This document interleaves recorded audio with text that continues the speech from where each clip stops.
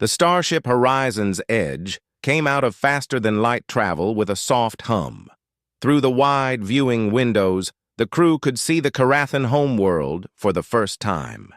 It was a beautiful planet covered in deep purple forests and silver oceans that sparkled under twin suns.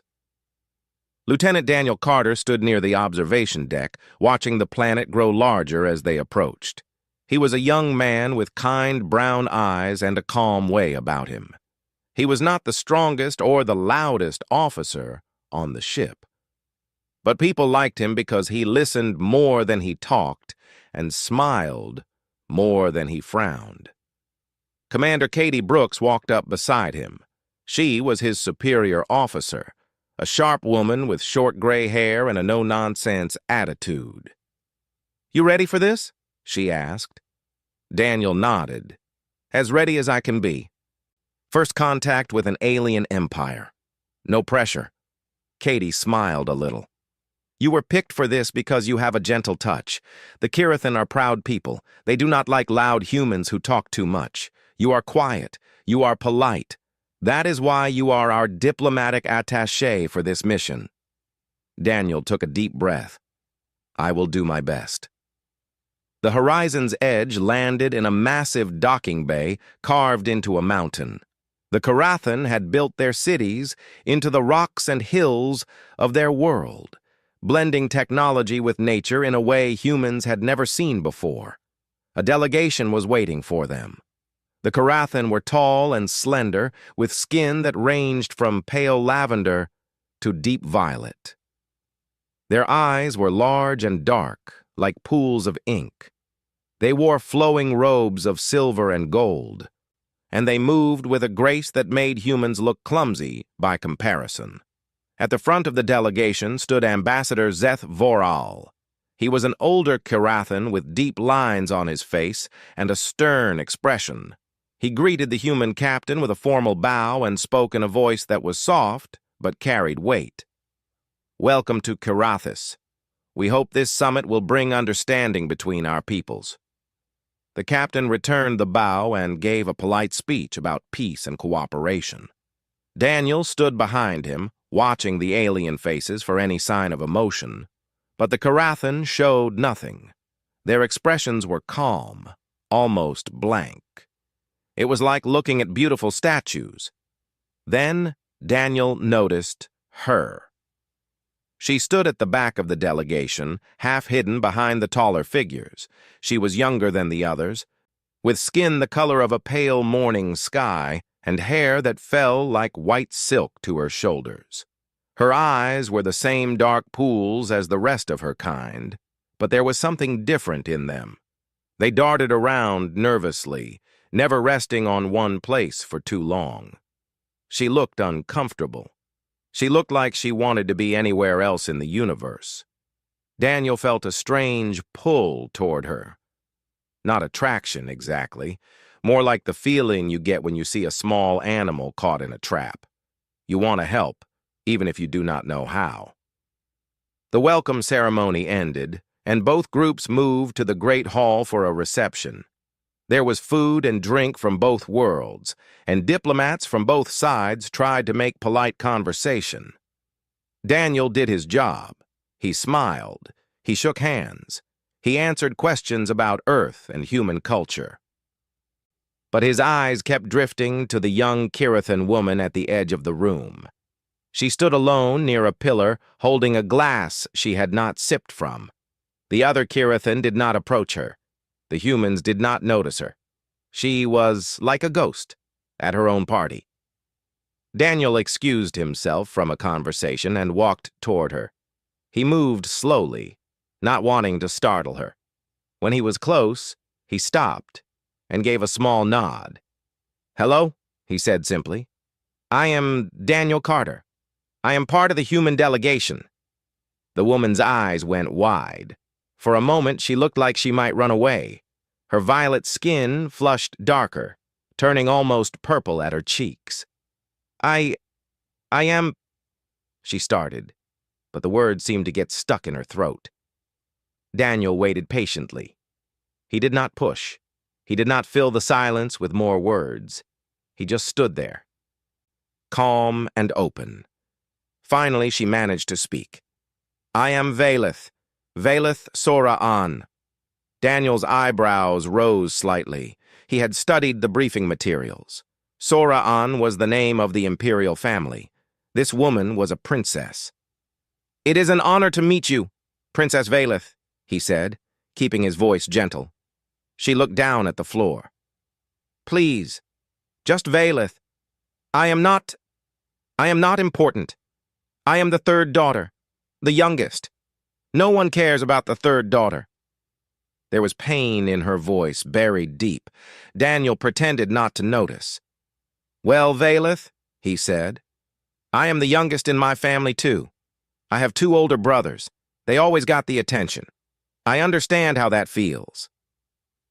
She looked up at him then, surprised. "You do?" He nodded. "Youngest children have to find their own way.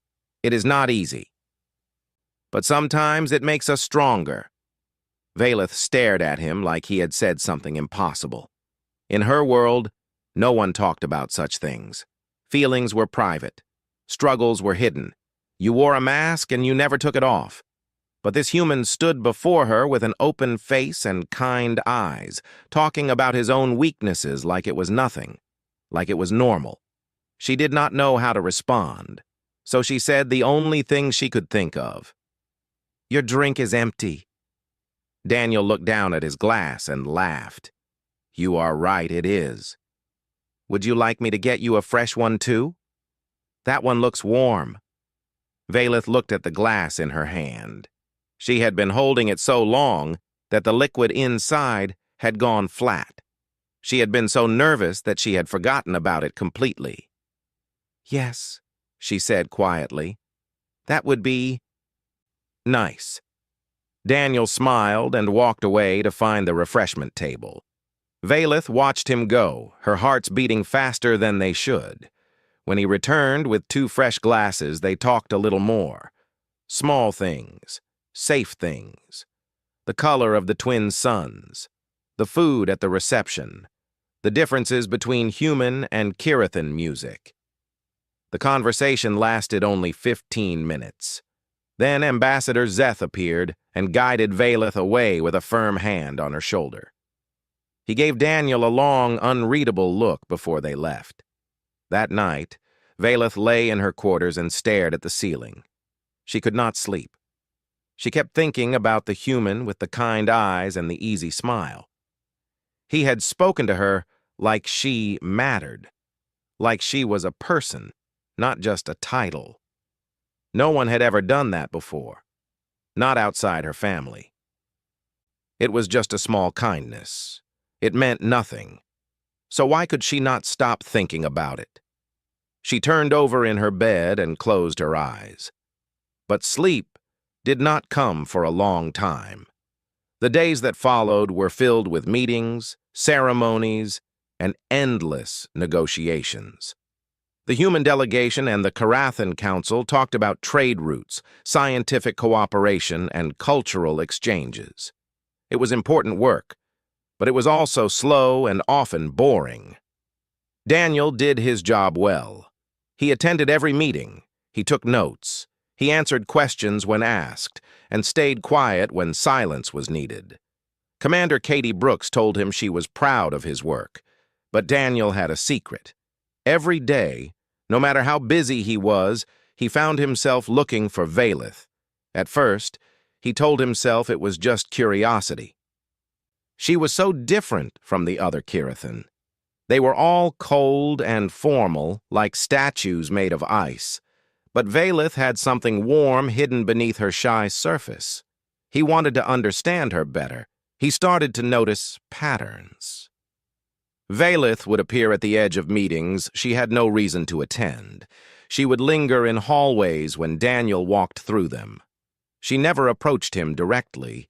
She just hovered, like a moon caught in the gravity of a planet.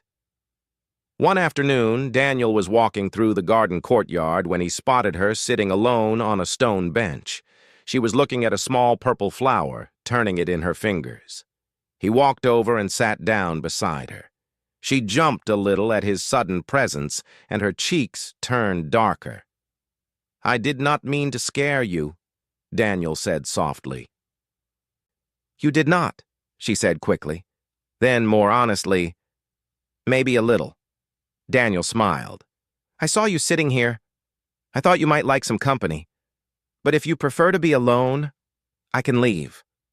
Vayleth shook her head. "No. Please, stay." They sat in silence for a moment, watching the twin suns cast long shadows across the garden. "This flower," Vayleth said, holding it up. "It is called a vethra. It only blooms once every 10 years. My mother used to collect them when I was young." "It is beautiful," Daniel said. "Yes." Vayleth's voice grew quiet. "She passed away 3 years ago." Daniel felt his heart ache for her. "I am sorry. Losing a parent is one of the hardest things in life." Vayleth looked at him. "Do humans mourn?" "Of course we do." "How? Do you hide it inside as we do?" Daniel thought about the question. "Some do, but most of us let it out. We cry. We talk about the person we lost. We share stories and memories. It hurts, but it also helps." Vayleth was quiet for a long time. "That sounds terrifying, to let others see your pain." "It can be," Daniel admitted, "but it is also freeing. You do not have to carry the weight alone." Vayleth did not respond, but she held the flower a little tighter. Over the next 2 weeks, Daniel and Vayleth found more excuses to spend time together. He learned about Kirithan history and culture. She asked endless questions about Earth, about oceans and mountains, and animals she had never seen. Daniel started bringing her small gifts. Nothing romantic, just thoughtful. A piece of chocolate from the ship's supplies, a recording of Earth music, a sketch he made of the garden where they first talked. Each gift made Vayleth's eyes go wide with wonder. She did not know how to react. In Kirithan culture, such attention would mean something very deep. It would be a declaration of serious feelings. But humans gave gifts to everyone, did they not? They smiled at strangers. They touched each other casually. They said kind words without thinking. It probably meant nothing. Still, Vayleth kept every gift hidden in a box under her bed. Late at night, when the world was quiet, she would take them out and look at them one by one. Ambassador Szeth noticed the change in her. He had known Vayleth since she was a child. He had watched her grow up in the shadow of her older sisters. Always quiet. Always overlooked. Now there was a light in her eyes that had never been there before. It worried him. One evening, he pulled her aside after a dinner gathering. "You are spending much time with the human," he said. It was not a question. Vayleth felt her hearts freeze. "He is the diplomatic attaché. It is part of the cultural exchange." "Do not lie to me, child. I have seen the way you look at him." Vayleth could not meet his eyes. "I do not know what you mean." Szeth sighed. He was not angry. He was sad. "Vayleth, you must be careful. Humans are different from us. They give kindness, freely, without deeper meaning. What feels special to you may be ordinary to him." "I know that," Vayleth whispered. "Do you? Because I have seen this before. Young Kirithan who fall for the warmth of humans, only to realize too late that the warmth was never meant for them alone." He placed a gentle hand on her shoulder. "Guard your heart. Do not let it lead you to pain." Vayleth nodded slowly. "I understand." But she did not understand. Not really. How could she guard something that had already slipped beyond her control? That same night, Commander Katie Brooks had a similar conversation with Daniel.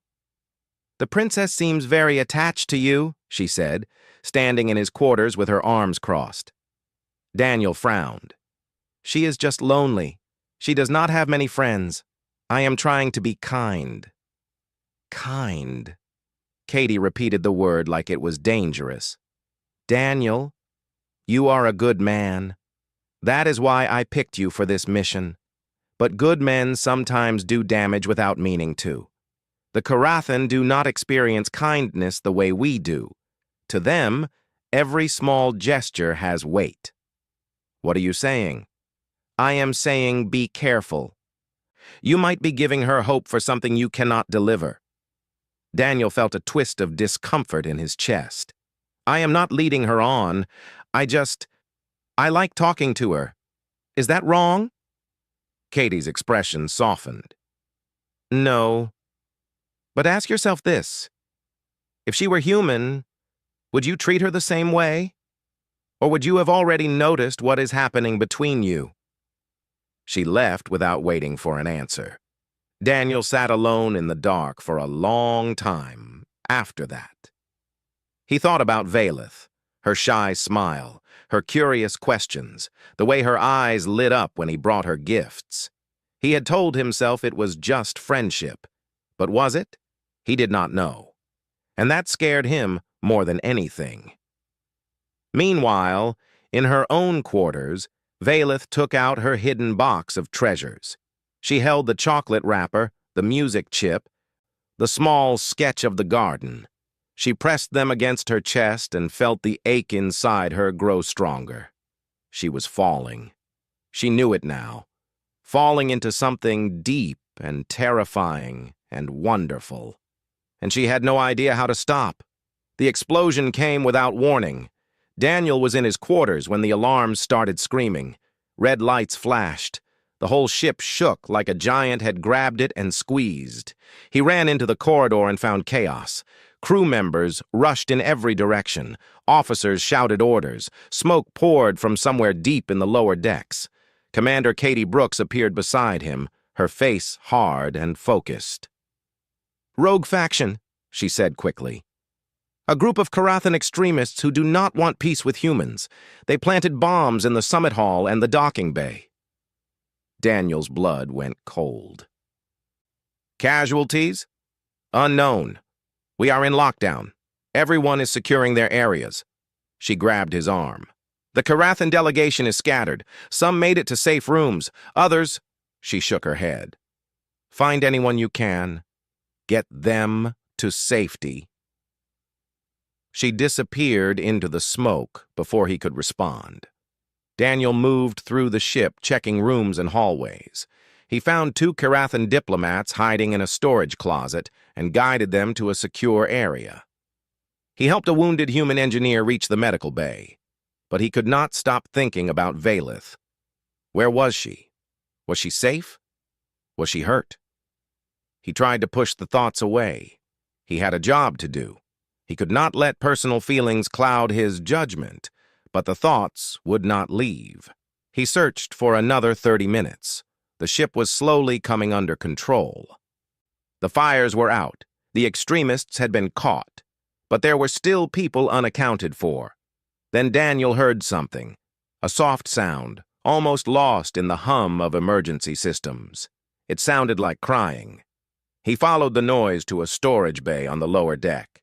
The door was half open. He slipped inside and let his eyes adjust to the dim light.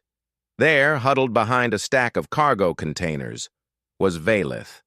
She was shaking badly. Her arms were wrapped around her knees and her face was wet with tears.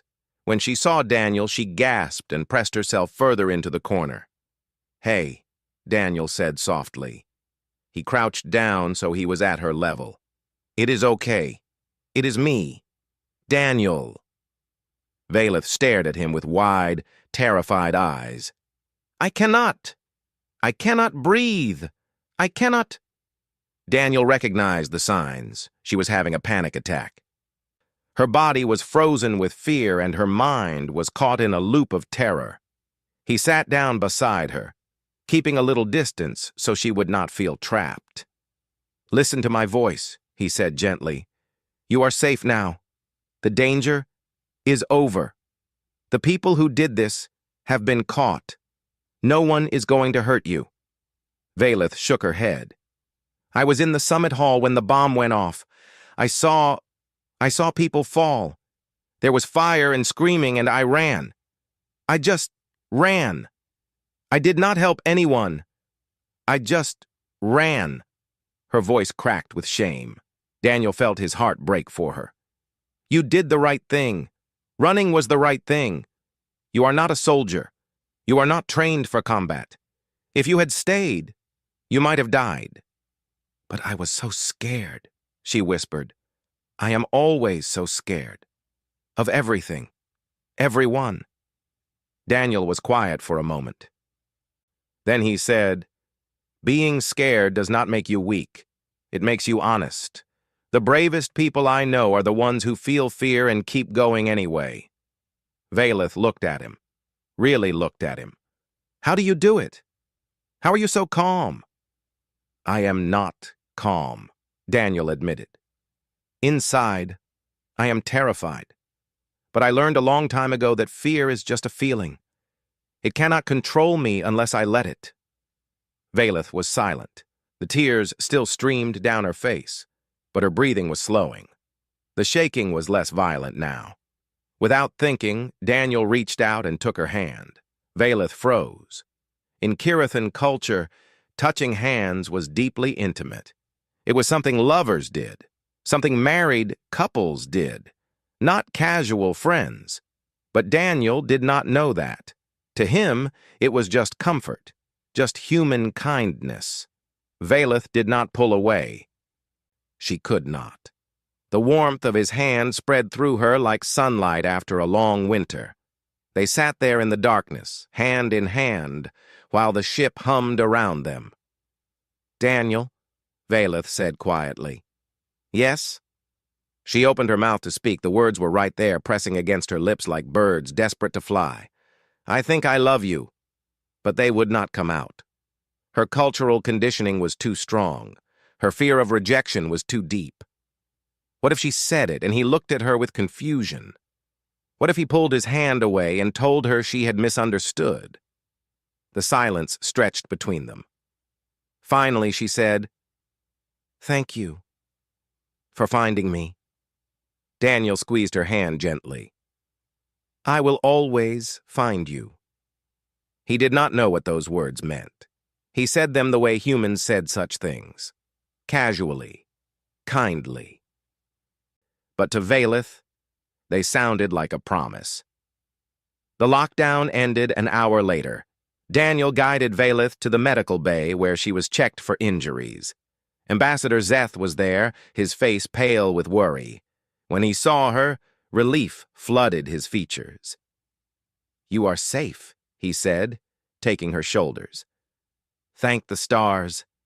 Daniel stepped back to give them space.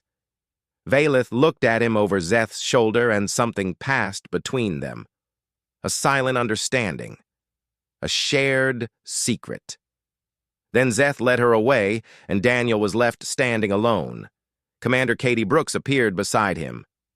"You found the princess?" "Yes." Katie studied his face. "You care about her." It was not a question. Daniel did not try to deny it. "Yes," he said quietly. "I think I do." Katie sighed. "This is getting complicated." "I know."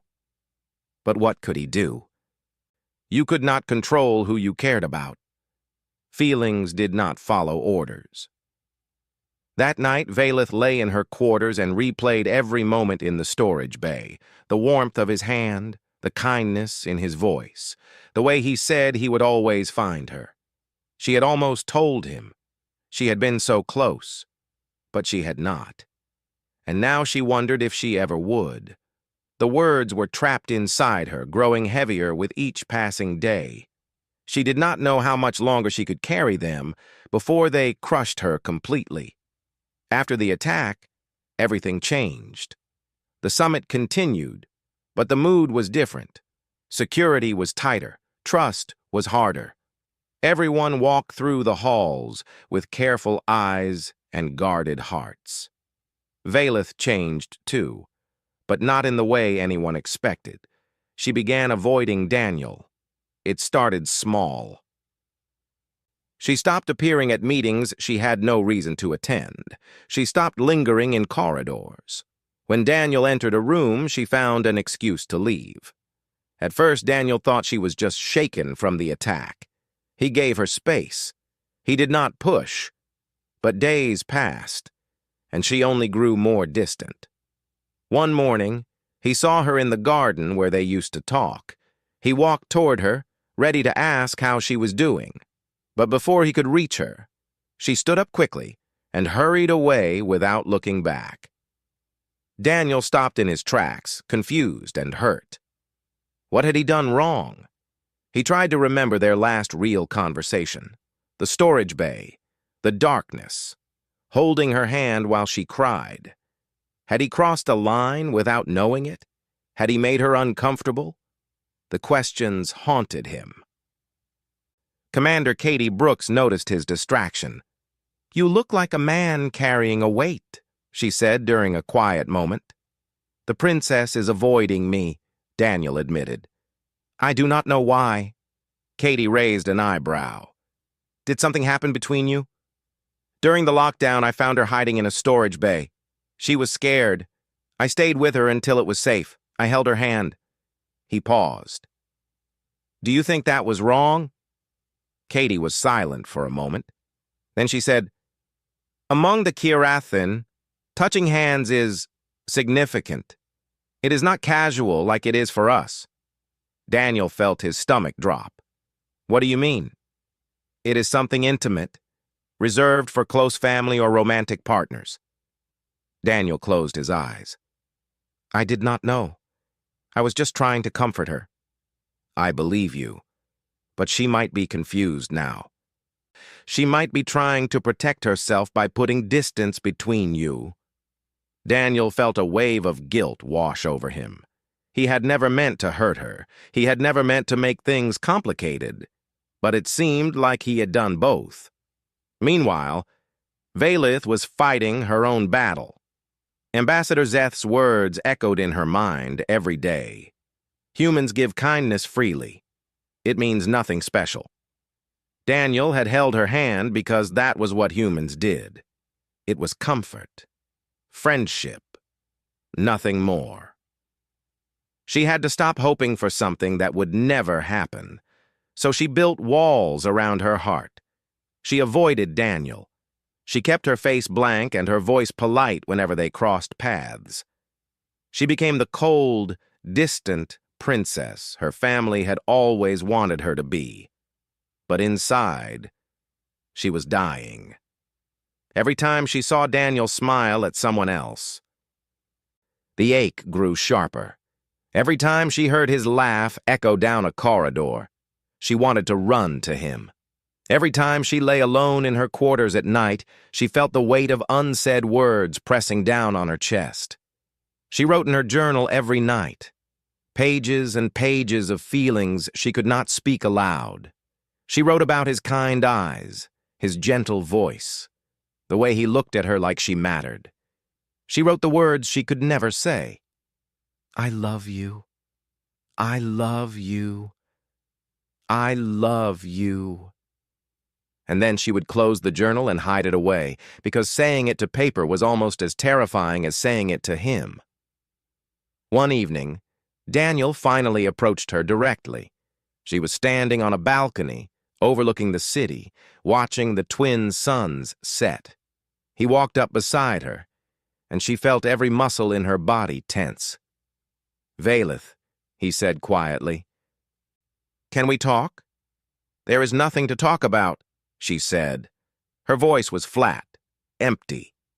"I think there is. You have been avoiding me for 2 weeks. Did I do something wrong? Did I hurt you somehow?" Valeth kept her eyes on the horizon. "You did nothing wrong. Then why are you running from me?" The question hung in the air between them. Valeth felt her resolve cracking. She wanted so badly to turn around and tell him everything, to let the words finally escape. But she could not. I am not running, she said coldly. I am simply fulfilling my duties. The cultural exchange was never meant to be personal. I apologize if I gave you a different impression. The words were like knives in her own chest. She could feel Daniel's confusion, his hurt. Valeth, please excuse me, she said. I have other obligations. She walked away without looking back. She walked until she reached her quarters. She closed the door behind her, and then she fell to her knees and sobbed. This was the right thing to do, protecting herself, protecting him, keeping her feelings locked away where they could not cause harm. So why did it feel like she was tearing herself apart? Daniel stood alone on the balcony long after she left. The suns had set. The stars were coming out. But he did not see them. He replayed the conversation in his mind. Her cold voice, her empty eyes. She had looked at him like he was a stranger. But there had been something else, too. A flicker of pain behind the mask. A tremor in her voice that she could not quite hide. She was lying. He was sure of it. She was pushing him away, but not because she wanted to. Why? The question burned in his brain as he walked back to his quarters. He could not sleep. He paced the small room, thinking, wondering. And then, sometime after midnight, he heard a knock at his door. Not the soft chime of the communication system. An actual knock, quiet and hesitant, like someone who was not sure they wanted to be heard. Daniel crossed the room and opened the door. Valeth stood in the corridor. Her eyes were red from crying. Her hands were shaking. She looked like someone who had just fought a war with herself and lost. I tried, she whispered. I tried to stay away. I tried to be what my people want me to be, but I cannot. I cannot anymore. Daniel stared at her, his heart pounding. I need to tell you something, she said. And once I say it, everything will change. But if I do not say it, I think it will destroy me. She took a breath. Her whole body trembled. Can I come in? Daniel stepped aside. Of course. Valeth walked into Daniel's quarters like someone walking into a fire. Every step took courage she didn't know she had. Her hearts were beating so fast she thought they might burst. Daniel closed the door behind her. The room was small and simple. A bed, a desk, a chair, a window showing the endless stars outside. Sit down, he said gently. Please. Valeth shook her head. If I sit down, I will lose my nerve. Daniel stayed quiet. He leaned against the wall and waited. He could see how hard this was for her. He would not push. Valeth stood in the middle of the room, her hands clasped together so tightly that her knuckles went pale. She stared at the floor because she could not look at his face. My people do not speak of feelings, she began. Her voice was barely above a whisper. We are taught from birth that emotions are dangerous. They cloud judgment. They lead to weakness. So we hide them. We bury them so deep that sometimes we forget they exist at all. She paused to take a breath. Her whole body was shaking. I have spent my entire life hiding. I am the quiet daughter, the invisible princess. I stand in corners at parties. I let my sisters shine. I never ask for attention because I am afraid of what might happen if anyone really looked at me. Daniel listened without interrupting. His eyes never left her face. And then I met you. Valeth's voice cracked. You looked at me, Daniel. You saw me. Not the title. Not the family. Just me. You brought me gifts and asked about my day and sat with me in gardens talking about nothing important. You held my hand in the dark when I was terrified. A tear slid down her cheek. She did not wipe it away. I know that is normal for humans. I know you do these things for everyone. Ambassador Zeth told me that human kindness means nothing special. It is just how you are. Daniel opened his mouth to speak, but Valeth held up a hand. "Please, let me finish. Because if I stop now, I will never start again." He nodded and stayed silent. "I tried to tell myself it meant nothing. I tried to push you away. I tried to be cold and distant and protect myself from hoping for something impossible." She finally looked up at him, and her dark eyes were full of tears and truth. "But I failed. I could not stop thinking about you. I could not stop feeling what I feel." The words hung in the air between them. "I love you, Daniel."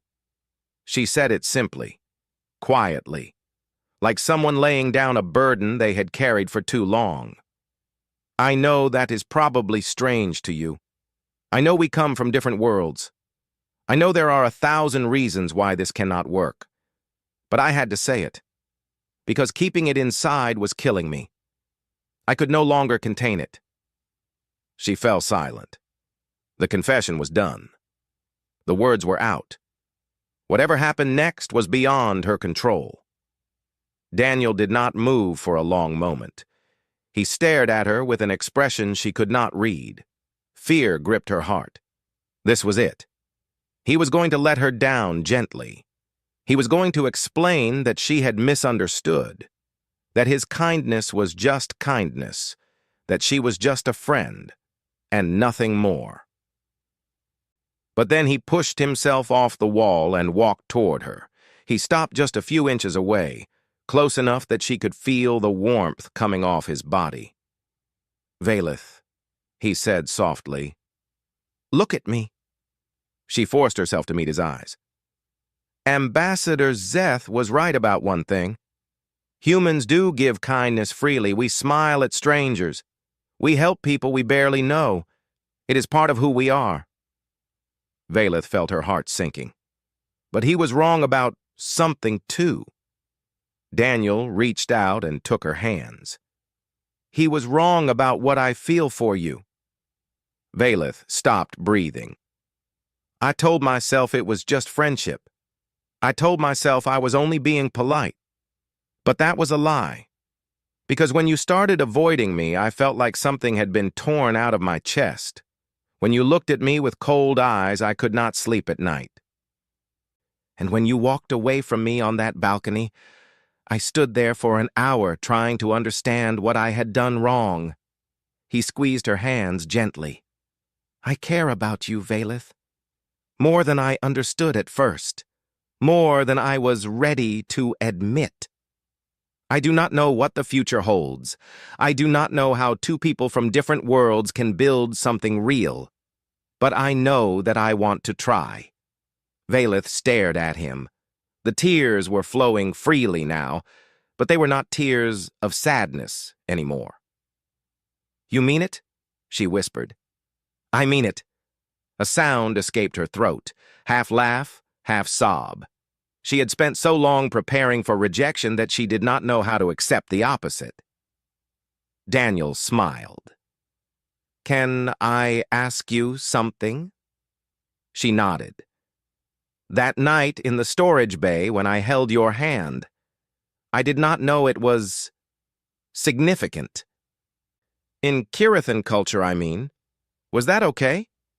Valeth laughed again, wiping her eyes. "It was more than okay. It was the most wonderful thing anyone had ever done for me." "Good." He gently pulled her closer. "Because I would like to do it again." He held her hands in his, and they stood there in the quiet of his quarters, two people from different worlds learning the shape of something new. They talked until the artificial dawn began to glow through the viewport. They talked about everything and nothing, their families, their fears, their hopes, the 1,000 obstacles standing between them. They did not solve anything that night. They did not make promises they could not keep, but they understood each other a little better, and that was enough for now.